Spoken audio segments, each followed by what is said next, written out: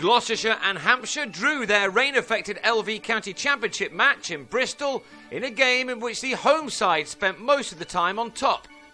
Job number one for them, as the last day began half an hour late, was to take their overnight 284 for 2 to 400 for maximum batting bonus points. Having done that, the plan would have been to charge in at Hampshire's batsmen second time around, just to see if they could collapse as they'd done in the first innings. To that end, Mike Klinger, who resumed his innings on 131, and Alex Gidman, who began again on 38, got their side off to an ideal start. Gidman was quickly to his second 50 of the summer, reached with 2 runs for this flick off his pads. It had been a sprightly knock from the former captain, who'd got to his mark off only 56 balls, from which he'd struck 3 sixes and 5 floored boundaries. Gloucestershire have rarely batted with so much comfort at home, with a total now past 300 for the loss of only 2 wickets. Klinger then moved on to his first ever 150 in this country. Not that he's played that much over here. He reached a milestone with his 16th 4 to go with 2 sixes. It was an innings from a man at the top of his game right now. As a captain, he's certainly leading from the front with the bat. The runs from this pair were coming at a good rate, and another 4 took Klinger onto 163 and his partnership with Gidman to 109, made from 25 overs. The Australian's superb innings was ended on 163 when he edged a drive off James Tomlinson. A little shrug of the shoulders suggested that he thought he'd missed the ball. The next target for the home side was 350 for a 4th batting point, and that was duly earned with plenty of time in the bank. Gidman had now been joined by the former Hampshire player Benny Howell, who would have been looking to impress against the county that let him go. Gidman, meanwhile, was trying to get his side to the 400 mark by going over the top. This had been a successful policy on the previous evening, but this time he just didn't get enough wood on his shot and was held at long off by Danny Briggs off James Vince. Gidman was out just before lunch for 69. He was replaced by his younger brother, who picked up the baton after the break. He'd been unable to bowl for much of Hampshire's first innings because of an ankle injury, but he did come out to bat in his usual place and struck 3 quick boundaries to take his side to the 400 mark in only the 99th over. That was enough for Klinger, who immediately declared with maximum batting points, leaving Hampshire with just 1 for their bowling.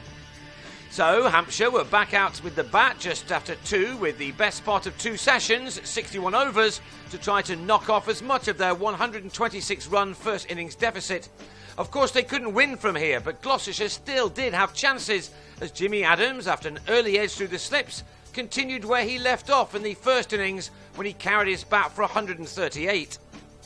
This situation gave his opening partner Michael Roberts the chance to shine.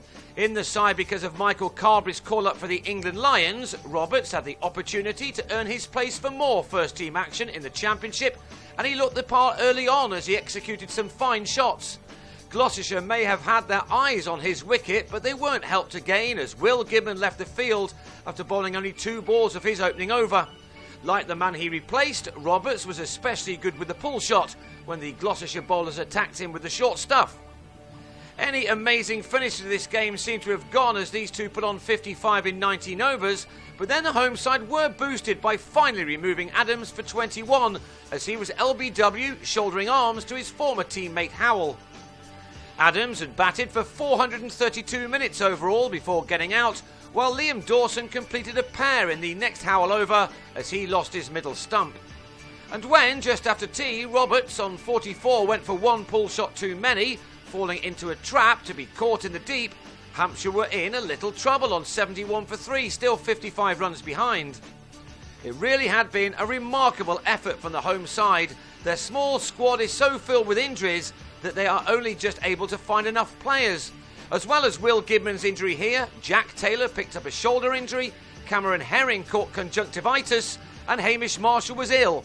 To be approaching the final hour still with the slimmest chance of a victory represented a special performance from them. Sadly, for them at any rate, there just weren't enough overs left.